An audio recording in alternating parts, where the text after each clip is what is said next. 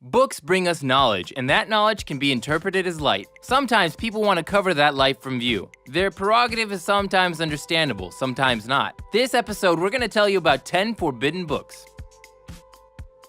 Dan Brown's book, The Da Vinci Code, upsets many religious leaders because it describes an unfamiliar and unique take on the life of Jesus Christ. The book was forbidden in Lebanon after complaints received from various Catholic higher-ups who got upset and called the book's content offending. The Patriarch of Moscow and All Russia, Alexei II, was a stern opponent of the book and the film made from it, but ended up only hyping it up more, and instead of burning the book on the Red Square in Moscow, people ended up buying more copies. Dianetics is a book written by L. Ron Hubbard that teaches a method of healing that the author claims to work on decreasing past and current negative emotions, irrational fears, and psychosomatic illnesses. The author of Dianetics and father of Scientology, L. Ron Hubbard, was deemed an extremist, and his book Dianetics was banned in Russia since 2010.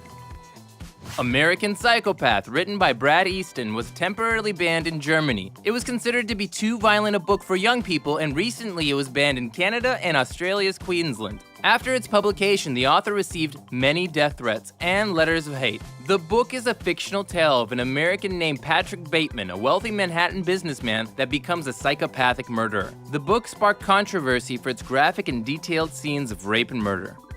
Vladimir Nabokov's signature novel, Lolita, caused shock and dismay after its publication in 1955. The editor of the Sunday Express called it the filthiest book he'd ever read. It was considered a pornographic book, and the following year it was banned in France and in England up until 1959, and in South Africa from 1974 to 1980. Lolita was hotly debated by Argentinian and New Zealand publishers, but in the United States it was published without a hitch. All of the scandals surrounding the book brought it infamy, and the author lots of money. In case you didn't know, Lolita is a book about the sexual relationship between a grown man and a 12-year-old girl.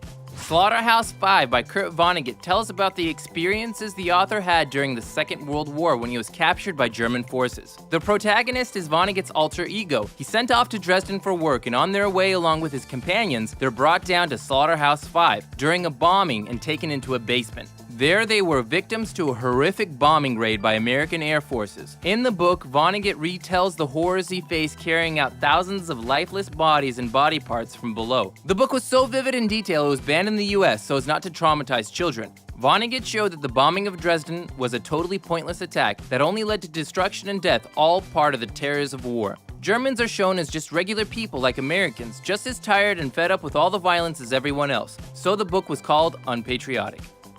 Brave New World is an anti-utopian and satirist novel by the English writer Aldous Huxley. It's a highly regarded classic but was banned in Ireland for its fatalist take on newborn life. Huxley wrote in his book that children would be raised like farm animals and their creation industrialized. Certain states in the US have had the book removed from their school libraries for having too negative a take on the young. The author's idea was that the book would expound on the development of industrialization and its inhumane qualities, as well as the development of an intelligence-based social hierarchy, which all led to catastrophic consequences.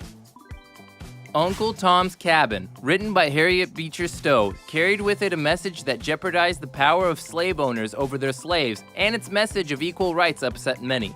The aristocratic class that the book criticized as being inhumane also reflected Russia's Tsars and the upper class's treatment of their serfs. The spread of the idea of equal rights was deemed too dangerous in Russia, and so the book was banned there too.